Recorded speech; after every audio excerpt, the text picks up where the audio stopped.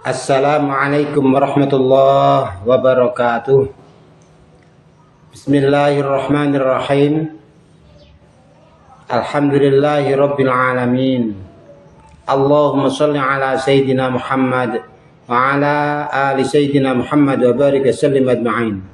Amma ba'du, kita lanjutkan belajar tauhid dengan menggunakan sanad kitab Tanwirul Qulub oleh Syekh Muhammad Amin Al-Qurdi. Nafa'anallahu bi'ulumihi wa bihikamihi. Semoga Allah memberikan kepada kita manfaat dari ilmu-ilmu Syekh Muhammad Amin maupun dari kebijakan-kebijakan beliau. Amin.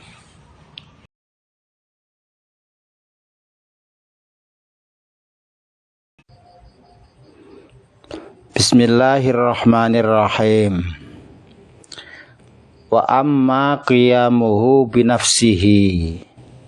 Adapun sifat wajib Allah, qiyamuhu binafsihi, Allah maha berdiri dengan zatnya sendiri. Fama'nahu annahu la yaftaqiru ila mahallin ay dzatin yaqumu biha wala murajjihin yurajjihu wujudahu ala adamihi mathala.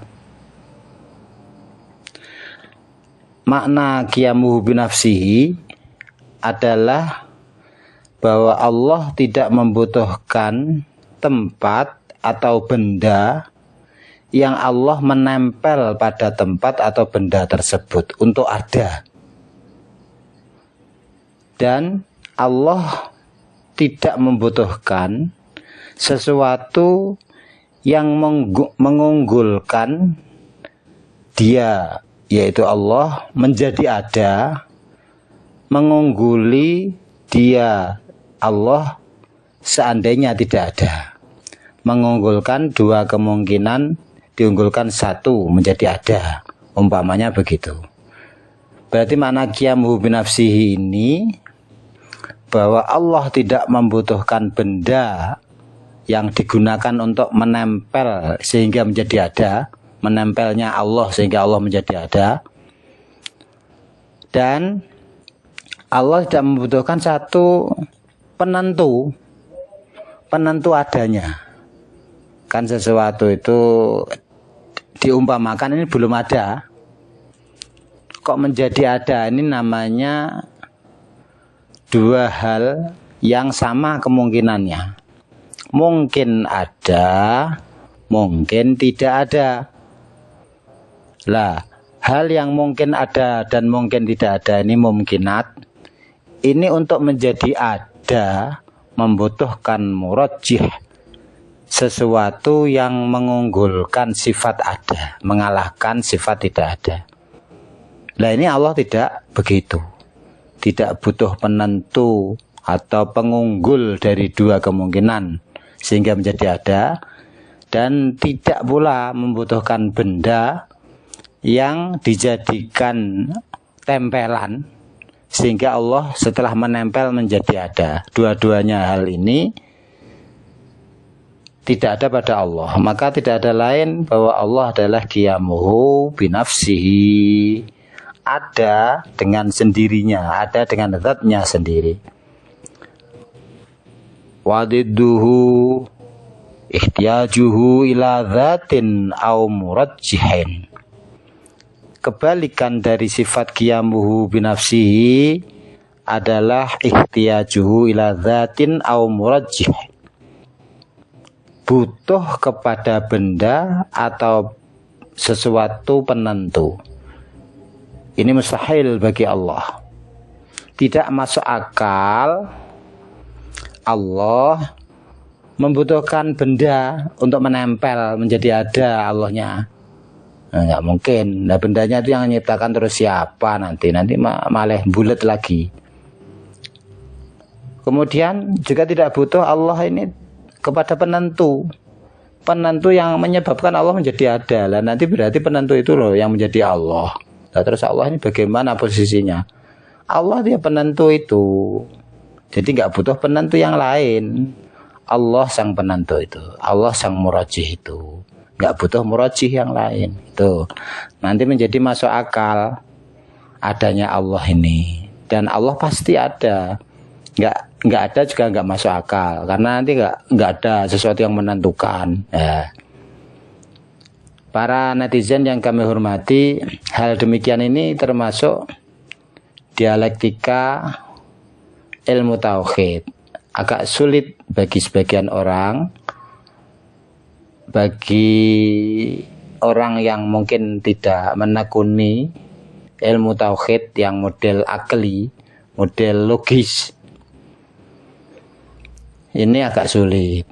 Jadi nggak usah dipikir lama-lama, nggak usah dipikir jeru-jeru kalau memang kita nggak berbakat seperti itu. Yang orang yang memang menekuni dan mampu berlogika dengan baik, punya peluang waktu, punya kelonggaran waktu untuk menekuni ilmu tauhid dengan lebih mendalam, oke, silahkan. Lah untuk yang tidak mempunyai kemampuan dan kelonggaran waktu, lah nggak usah berpikir dalam-dalam soal ini. Lah terus kalau nggak berpikir dalam-dalam bagaimana? Kita ambil saja hikmahnya. Allah itu qiyamuhu binafsihi.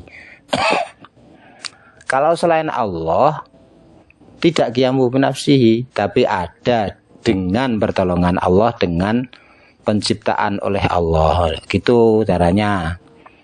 Kalau Allah ada sendiri, kalau sesuatu apapun selain Allah kok ada, itu karena ada Allah, karena diciptakan oleh Allah. Nah itu loh yang akan membuahkan hikmah, manfaat, faedah untuk orang yang meyakininya, akan menjadi lebih bijaksana menghadapi hidup ini, mensikapi hidup ini.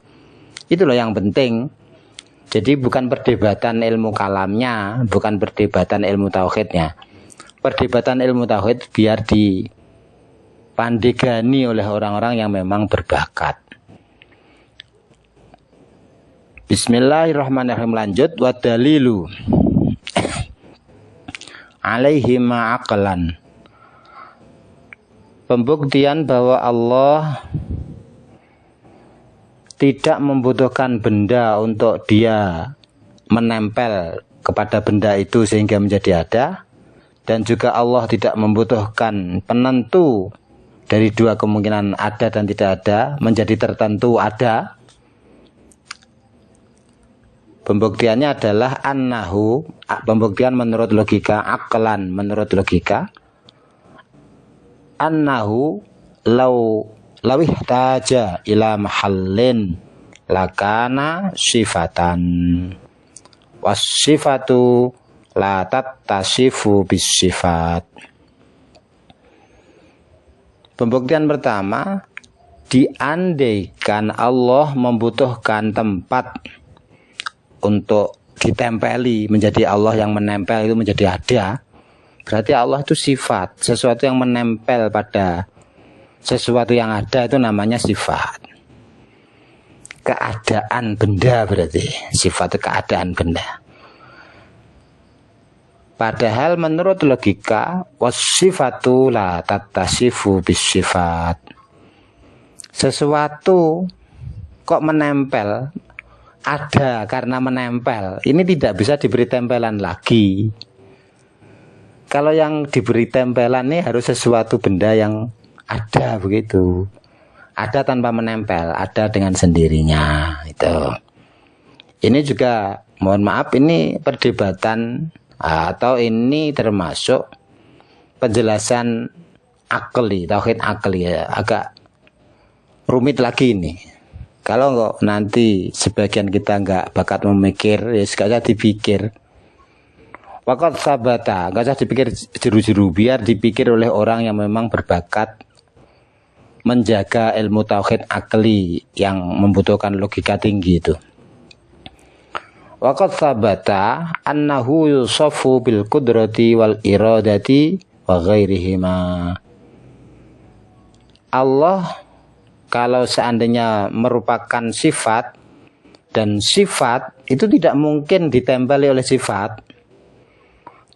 Padahal Allah itu jelas mempunyai sifat kudrat, iradat, dan lain sebagainya. Maka berarti pernyataan bahwa Allah berupa sifat itu mustahil, tidak masuk akal. Allah pasti bukan merupakan sifat. Allah pasti zat. Kalau zat itu bisa ditempeli oleh sifat. Walau kana muhtajan ila murajjihin lakana hadithan.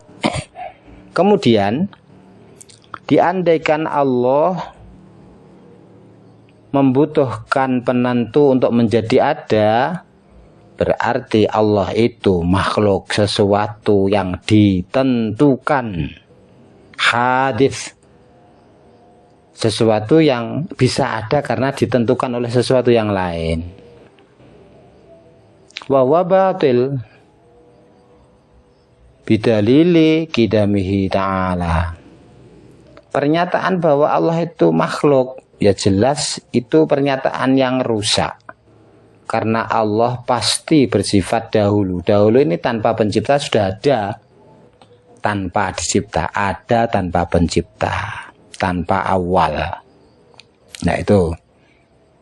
Nanti akhirnya rangkaian dari penjelasan sifat Allah 20 atau sifat wajib Allah, kalau diringkas menjadi 13, rangkaian penjelasan sifat wajib Allah ini menjadi utuh, masuk akalnya. Cuma masuk akal. Masuk akal. Pokoknya kalau dipahami secara utuh. Jadi dimulai dari Allah pasti wujud. Kalau nggak wujud, ya nggak ada makhluk. Adanya makhluk menunjukkan Allah itu wujud. Ya, itu dimulai dari situ. Terus diteruskan nanti sifat-sifat Allah yang lain, termasuk yang kali ini menerangkan sifat Allah berdiri dengan zatnya sendiri, tidak membutuhkan tempat untuk ditempeli sehingga menjadi ada, dan tidak membutuhkan penentu untuk menjadi ada. Itu qiyamuhu binafsihi.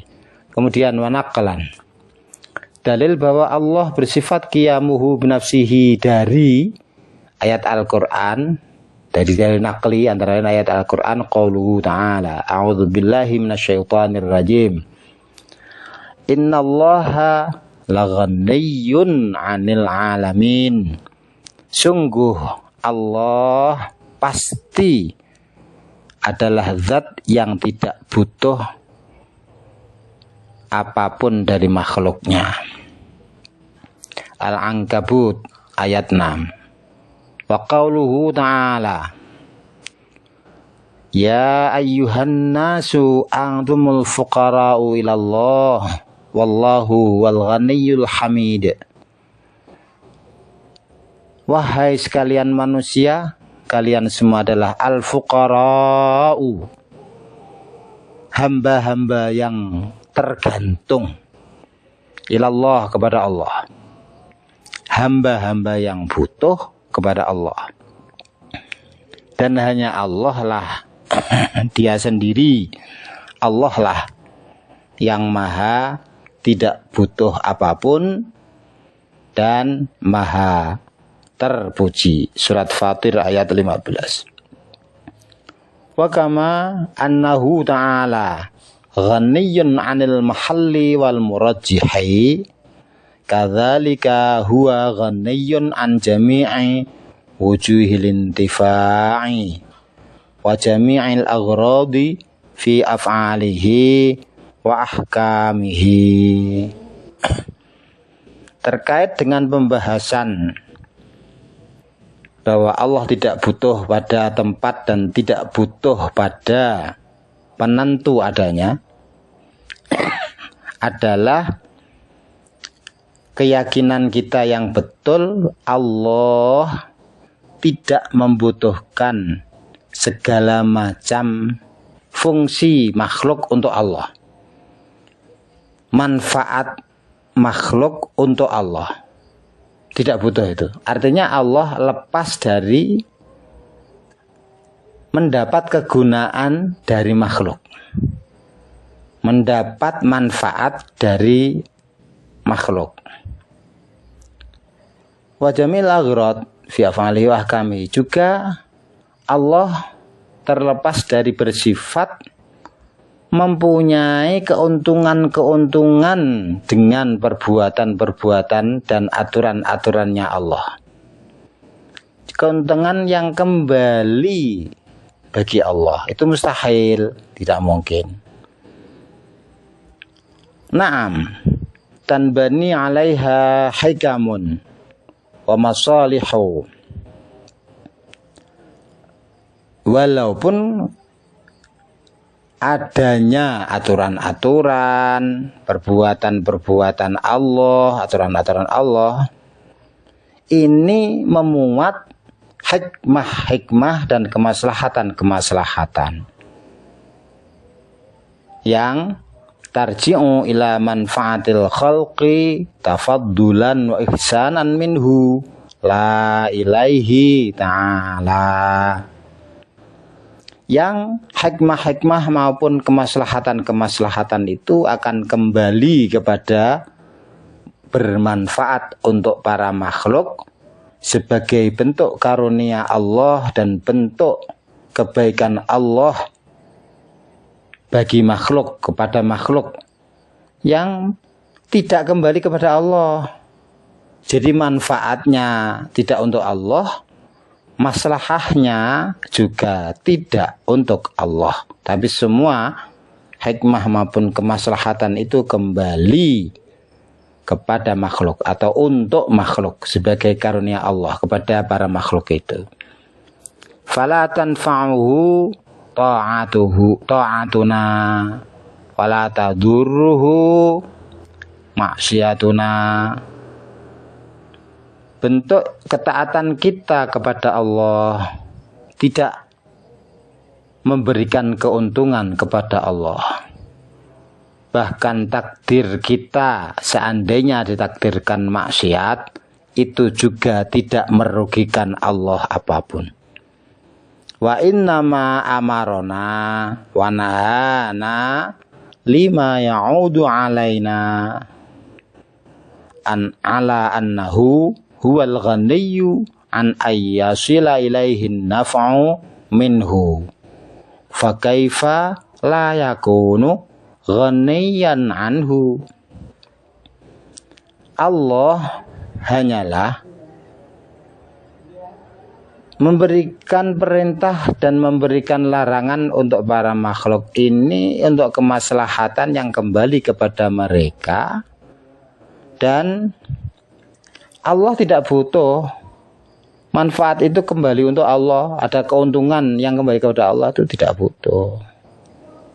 Lalu Allah zat yang ghaniyun anna, Allah tidak butuh kepada kita. Tuh.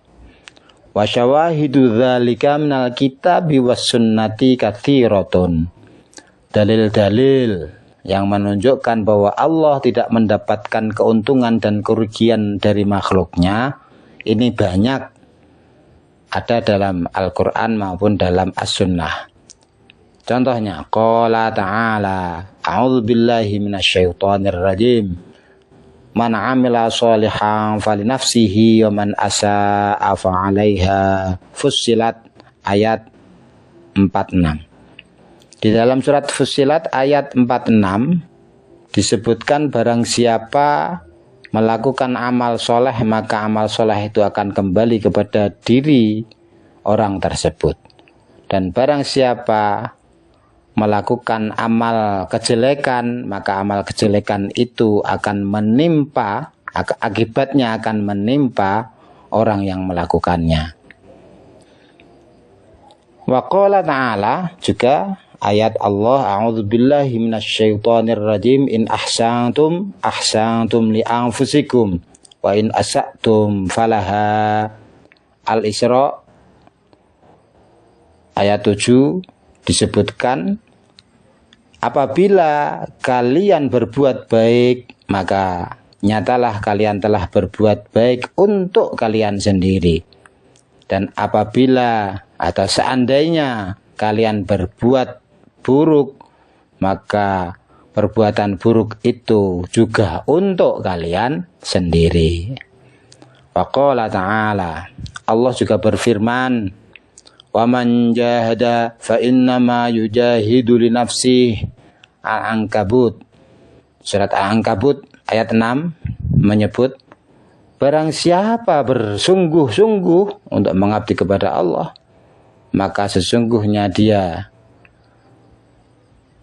telah bersungguh-sungguh untuk keuntungan diri dia sendiri, yakni diri orang yang melakukan perbuatan dengan bersungguh-sungguh itu, perbuatan baik dengan bersungguh-sungguh itu. Ila ghairi dzalika, juga ayat-ayat lain yang serupa. Wa minal adillati al-aqliyati fi dzalika, adapun penalaran yang logis bahwa Allah tidak mendapat keuntungan apapun dari ketaatan makhluk, juga sebaliknya tidak mendapatkan kerugian dari seandainya makhluk itu berbuat maksiat. Penalarannya begini, annahu lawin tafa'a bi ta'ati 'abidihi lama khalaqa fihim siwaha. Seumpama Allah mendapat keuntungan dari bentuk ketaatan para hamba, tentu Allah tidak akan menciptakan untuk para hamba itu selain taat. Selain ketaatan nggak akan mencipta. Allah hanya menciptakan ketaatan saja semua makhluk ini. Nyatanya tidak begitu. Kenyataannya menunjukkan bahwa Allah telah menciptakan perbuatan taat dan juga perbuatan maksiat dari para hamba. Ini bukti bahwa Allah tidak mendapat keuntungan dari manfaat. Lah seandainya keuntungan yang Allah beruntung bila ditaati, ya tentunya Allah hanya menciptakan ketaatan saja. Wa illa lakana ajizan an daf'i ma yadurruhu wa huwa muhal. Seandainya ini muhal, ini mustahil, ini seandainya Allah sebetulnya senang bila ditaati, mendapat keuntungan bila ditaati oleh hambanya. Tapi Allah ini nggak mampu menciptakan hambanya untuk taat. Pancet saja, tetap saja ada sebagian hambanya ini membangkang, tidak mau taat. Berarti kan Allah nggak mampu menciptakan makhluk yang taat. Ya itu nggak mungkin dong. Allah nggak mampu, itu nggak mungkin. Berarti Allah itu mampu sebetulnya, hakikatnya mampu menciptakan hamba yang taat tok tanpa pernah maksiat. Nyatanya Allah menciptakan taat dan juga menciptakan maksiat. Itu bukti Allah nggak mendapat keuntungan apapun dari perbuatan hamba taat maupun maksiat itu. Walhasilu annahu ghaniyun an jami'i wujuhil intifa'i an jami'i ma siwah. Kesimpulannya bahwa Allah maha tidak butuh dari segala macam kemanfaatan atau keuntungan dari apapun selain Allah. Artinya Allah tidak mendapatkan keuntungan apapun dari makhluk ini. Nggak mendapatkan keuntungan apapun dan tidak membutuhkan keuntungan apapun. Wa huwa yahdi may yasha'u ila siratim mustaqim. Dan dialah Allah menunjukkan orang-orang yang dikehendakinya kepada jalan yang lurus. Para netizen yang berbahagia, yang kami hormati, sungguh penjelasan tauhid ini menyebabkan kita seharusnya menghitung, sudahkah kita menjadi antumul fuqara, ayat tadi jelas menerangkan, antara lain ayat tadi, ayat surat Fatir ayat 15. Ini terang benderang ini. A'udzubillahi minasyaitonirrajim. Ya ayyuhan nasu antumul fuqara'u ilallah wallahu huwal ghaniyyul hamid. Wahai sekalian manusia, kalian semua adalah orang-orang yang tergantung, yang butuh kepada Allah. Hanya Allah lah yang tidak butuh, dan Allah lah yang maha terpuji. Banyak di antara manusia ini lupa bahwa pada hakikatnya dia ini tergantung. Apa itu buktinya? Contohnya begini. Atau bukan buktinya, apa itu contohnya? Contohnya orang memastikan atau terlalu mantap, akhirnya seperti memastikan ini nanti akan berhasil. Punya rencana dia, dihitung dengan hitungan-hitungan prediktif yang secara ilmiah dan sains and teknologi, survei pasar dan sebagainya. Wah, insya Allah mantap berhasil. Lah orang ini loh, sampai tingkat bisa dikatakan lupa bahwa antumul fuqara, manusia itu tergantung. Ini yang disebut manusia, antum, kalian semua manusia. Padahal bukan hanya manusia saja. Batu, gunung, langit, matahari, bulan, air, tanah, semuanya ini tergantung kepada Allah. Seharusnya orang ketika menyusun rencana jangan terlalu pede lah. Yang menentukan bukan hitungan-hitungan kita akan rencana itu. Yang menentukan keberhasilan itu bukan makhluk. Karena semua makhluk itu tergantung atau al-fuqara, membutuhkan pertolongan Allah, membutuhkan penentuan Allah. Untuk berhasil itu loh membutuhkan penentuan Allah. Karena yang tidak butuh, yang tidak tergantung, wallahu huwal ghani, hanya Allah yang tidak butuh. Ngono sebagian orang itu kok kemelinti, kok sombong, lupa ketika membuat rencana. Dia tidak membutuhkan Allah untuk menunjukkan mana rencana yang lebih bagus, mana rencana yang lebih akan berhasil, yang akan lebih berhasil. Mestinya ya minta petunjuk dulu kepada Allah. Mestinya menata hati agar bersikap pasrah kepada Allah. Jadi perencanaannya menggunakan tata lahiriah yang 100%, kepercayaan yang tumbuh karena antumul fuqara. Kita merupakan pengejawantahan bahwa kita adalah hamba yang membutuhkan Allah. Kepasrahan yang merupakan sikap butuh kepada Allah ini juga 100%. Berarti berusaha, berencana 100%, itu lahiriah, dibarengi secara batiniah pasrah, butuh kepada Allah, itu 100%. 100% lahiriah, 100% lahiriah, 100% batiniah. Karena hanya Allah yang mempunyai sifat wajib qiyamuhu binafsihi. Wallahu a'lam bishawab. Semoga banyak manfaat dan barokahnya. Wallahul muwaffiq ila aqwamit thoriq. Wassalamualaikum warahmatullahi wabarakatuh.